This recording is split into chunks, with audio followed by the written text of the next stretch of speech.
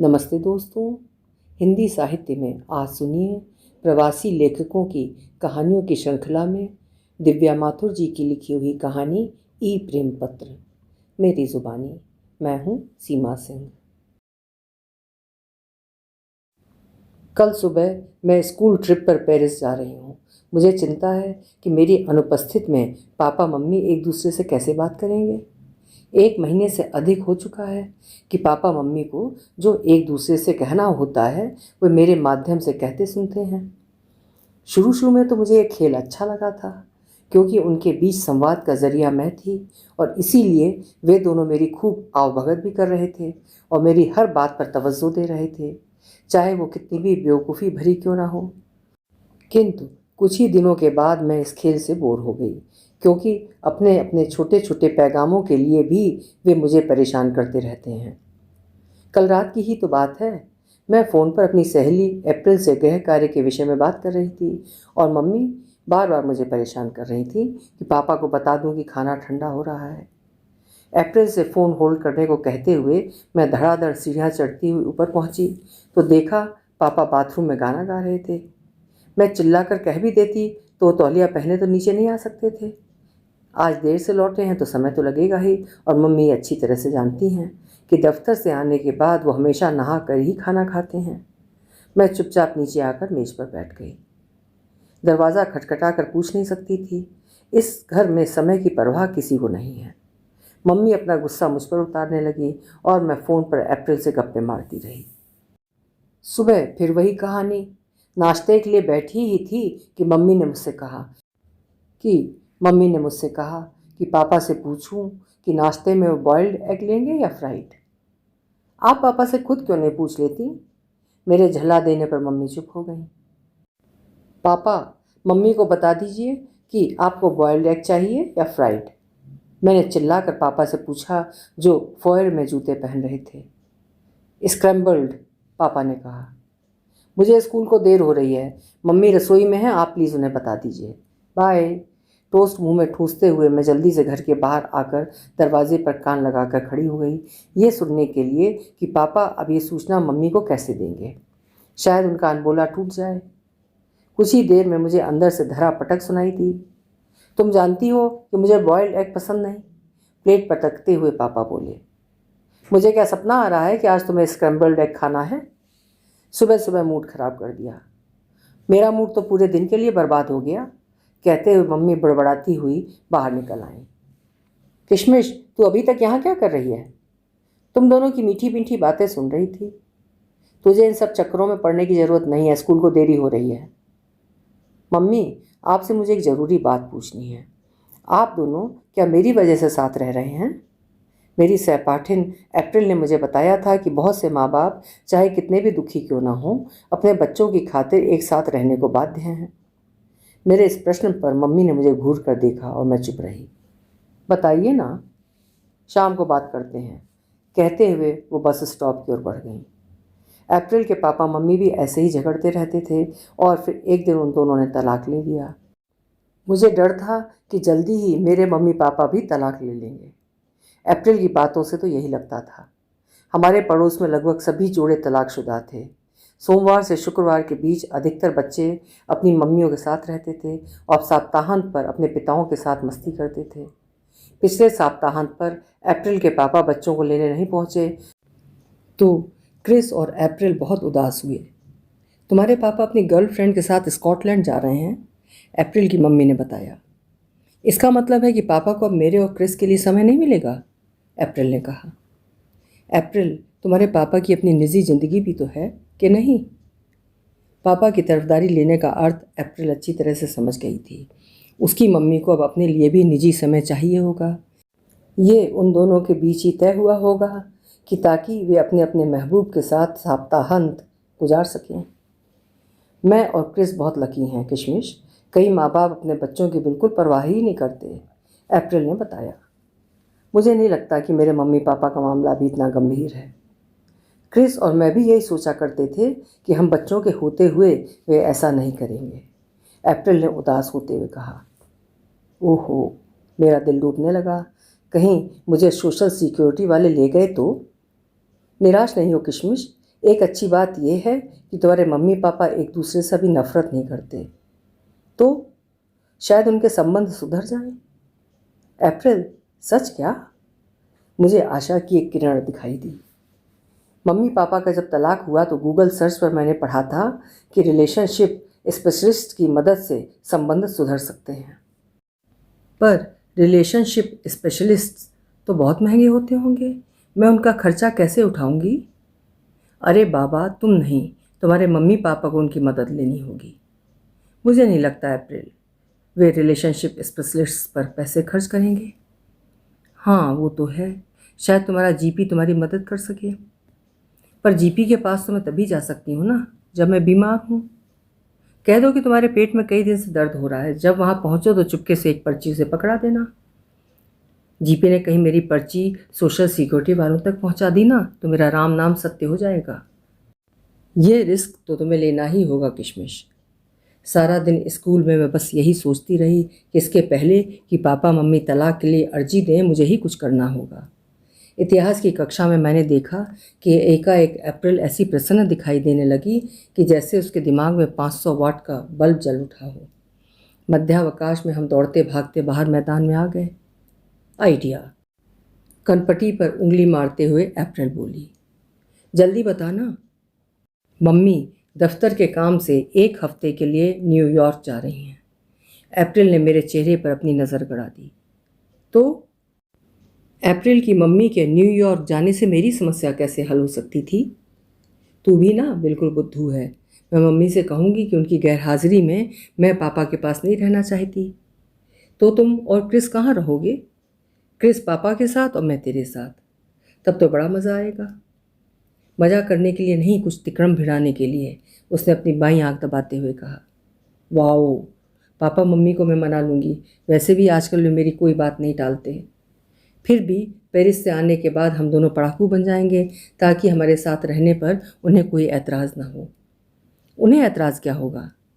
अरे तुझे नहीं पता, ये पेरेंट्स भी ना उल्टे सीधे ऐतराज़ उठाकर सोचते हैं कि वे हमारे भले की ही सोच रहे हैं। अप्रैल बहुत होशियार लड़की है। कभी कभी मुझे लगता है कि मेरी परवरिश में कहीं ना कहीं कोई कमी अवश्य रह गई होगी, क्योंकि मेरा शारीरिक और मानसिक विकास उसके मुकाबले में कहीं कम था। हर पल मुझे उससे कुछ सीखने के लिए मिलता था। मानव संबंधों का उसे अच्छा ज्ञान था। सहपाठी, अध्यापिकाएं और माँ बाप कब क्या और कैसे कहेंगे वो पहले से ही जानती थी। जिस दिन हम पेरिस से लौटे, अप्रैल की मम्मी न्यूयॉर्क जा चुकी थी। अप्रैल का सूटकेस मेरे शयन कक्ष में रखा था, जिसे देखकर हम दोनों बहुत उल्लास से भर गए। किशमिश, तुम्हारे पापा मम्मी साथ साथ सोते हैं? बिस्तर पर लेटते ही अप्रैल शुरू हो गई। नहीं, पापा की कमर में दर्द रहता है ना, इसलिए वो लाइब्रेरी में रखे तखत पर सोते हैं। बुलशिट, तू तो बिल्कुल ही बुद्धू है किशमिश। तेरा मतलब है कि वो बहाना कर रहे हैं? और नहीं तो क्या। सुन, कल से हम लाइब्रेरी में पढ़ेंगे ताकि उन दोनों को एक ही रूम में सोना पड़े। मैं प्रफुल्लित हो उठी कि मेरा दिमाग भी काम करने लगा था, या कहूँ कि ये अप्रैल की सोहबत का असर था। ये हुई ना बात। आने वाली शाम का इंतज़ार में हम सो गए। मेरे दिमाग में हलचल मची थी, किंतु अगले दिन दोपहर को अप्रैल का मूड इतना ख़राब हो गया कि हम लोग मम्मी पापा के संबंधों को सुधारने के विषय में कुछ और नहीं सोच पाए। हुआ ये कि हमारी कक्षा के एक शैतान लड़के ल्यूक ने अप्रैल के मोबाइल फ़ोन से खुद को एक प्यार भरा संदेशा भेजा, जिसकी नुमाइश वो अपने दोस्तों में करता फिर रहा था। अप्रैल के फ़ोन में सुबह से रिसेप्शन नहीं था। उसने अपना फ़ोन ल्यूक को दिया, जो स्कूल में घड़ियों, कंप्यूटर्स और मोबाइल फ़ोन्स का एक्सपर्ट माना जाता था। फ़ोन को खोल खाल कर उसने ठीक तो कर दिया, लेकिन खुद को एक प्रेम टेक्स्ट भेजने के बाद बात प्रिंसिपल तक पहुंच गई। ल्यूक को चेतावनी दी गई और सज़ा के रूप में उसके माता पिता को सूचना दे दी गई। हालांकि छात्रों द्वारा फ़ोटो शेयर करना आजकल आम बात है, किंतु जब से पुलिस सलाहकार ने खतरों के प्रति हमें आगाह किया है, कम से कम अप्रैल और मैं ऐसी बेवकूफ़ियों से दूर ही रहते हैं। इस घटना से मुझे एक योजना सूझी। ज़्यादा से ज़्यादा क्या होगा, मुझे भी चेतावनी मिल जाएगी। मम्मी पापा मुझे घर से तो निकालने से रहे। मेरी बातें खिली देखकर अप्रैल अपनी परेशानी भूलकर मेरे पास आ बैठी। मेरे पास मम्मी और पापा दोनों के पासवर्ड्स हैं। मेरी योजना से वो भी बहुत खुश थी। ये हुई ना बात। तू मम्मी की तरफ से मेल लिख और मैं तेरे पापा की तरफ से। पर प्रेम पत्र लिखते कैसे हैं? अरे उसमें क्या मुश्किल है, गूगल सर्च कब काम आएगी। पकड़े गए तो हमारी सारी मेहनत बेकार हो जाएगी। हमें बहुत एहतियात बरतनी होगी। छोटी छोटी बेकार की बातों से शुरू करेंगे। रोज़मर्रा की बातें, जैसे उन्हें तेरी फ़िक्र है, तू होमवर्क ठीक से कर रही है या नहीं, कि उन्हें तेरे सामने ठीक से व्यवहार करना चाहिए। और उन्हें जब विश्वास हो जाए कि वे दोनों ही एक दूसरे को लिख रहे हैं, तब हम प्रेम का इजहार करेंगे, वो भी छोटे छोटे संकेतों से। जैसे, याद है जब हम हनीमून पर गए थे, या फिर आजकल कोई अच्छी फिल्में चल रही हैं। फिल्म के लिए तो हम भी जिद कर सकते हैं। एक बार कहीं बाहर निकलेंगे तो वे दोनों आपस में बात तो करेंगे ही, स्पेशली जब हम अपने में ही मस्त हो जाएं। हम दोनों की बातों का कोई अंत ही न था। अगले ही दिन हमारा नाटक शुरू हो गया। मैंने सुबह सुबह अपना मुंह सुजा लिया और अप्रैल का व्यवहार भी अजीब हो गया, जो पापा मम्मी से कहाँ छिपता। दोनों में झगड़ा हुआ है क्या? पापा ने पूछा, तो हम दोनों ने कंधे उचकाकर अपने मुंह फेर लिए। उसी दोपहर को एक ईमेल मम्मी की तरफ से पापा को भेजा गया, जिसमें दोनों सहेलियों के बीच हुई खटपट का जिक्र था। जब तक अप्रैल की मम्मी ना आ जाएं, उसका ख्याल रखना हमारा फ़र्ज़ है। इसके पहले कि हम पापा की तरफ से जवाब देते, पापा ने खुद जवाब दिया कि ठीक कह रही हो, आज शाम तुम उन्हें एक फ़िल्म दिखा लाओ। मैं ही क्यों, हर बात का ठेका क्या मैंने ले रखा है? मेरे पास समय नहीं है। ठीक है तो रहने दो। आज शुक्रवार है, 7 बजे वाला चलेगा? पापा ने तर्क से बचने की खातिर लिखा। अब वे दोनों एक दूसरे को स्वयं ही ई पत्र भेज रहे थे। हमने सोचा कि हमें इस वक्त बीच से हट जाना चाहिए। हम लोगों ने एक पुरस्कृत फिल्म देखी और फिर चिकी टोज में भोजन किया। पापा मम्मी एक दूसरे से अनजान बैठे रहे। उनकी चुप्पी हमें खा रही थी। आप दोनों की भी अरेंज्ड मैरिज हुई थी क्या?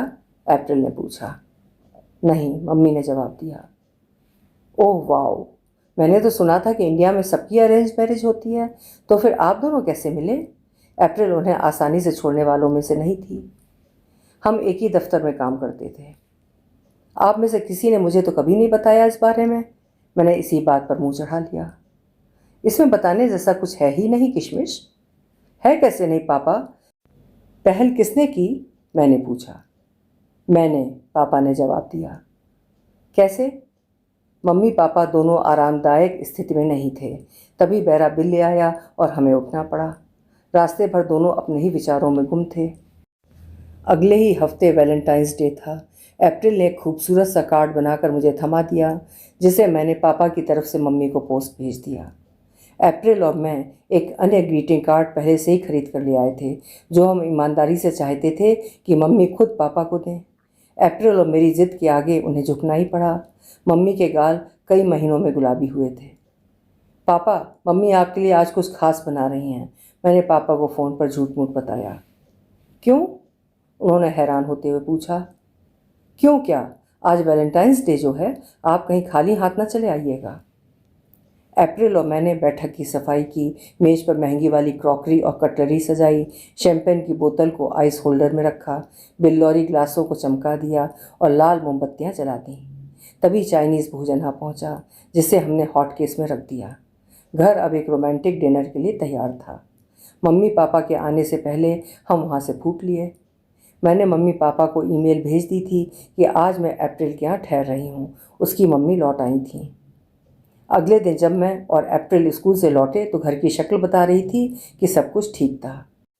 पर्दों को फुंदनों से बांधा गया था, जगह जगह फूलदानों में फूल सजे थे और मेज पर एक नोट रखा था। किशमिश और अप्रैल के लिए मटर का पुलाव माइक्रो ओवन में रखा है। रात को मैं बड़ी बेसब्री से इंतज़ार करती रही कि पापा लाइब्रेरी में सोते हैं कि अपने शयन कक्ष में। उनके शयन कक्ष के दरवाजे को खटखटाकर मैं भी उनके बिस्तर में घुस गई। पापा मम्मी, आपको अपने पासवर्ड बदल लेने चाहिए। क्यों?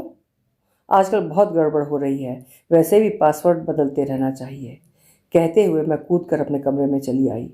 मुझे मम्मी पापा की खुसफुस और हंसने की आवाज़ें सुनाई दे रही थीं। मेरी आंखें खुमार में खुद ब खुद मूंद गईं। अभी आप सुन रहे थे दिव्या माथुर जी की लिखी हुई एक प्यारी सी कहानी, ई प्रेम पत्र। उम्मीद है आपको ज़रूर पसंद आई होगी। पसंद आई है तो लाइक और शेयर ज़रूर करिएगा और चैनल को भी सब्सक्राइब कर लीजिएगा। कल फिर मिलेंगे। आपका समय शुभ हो।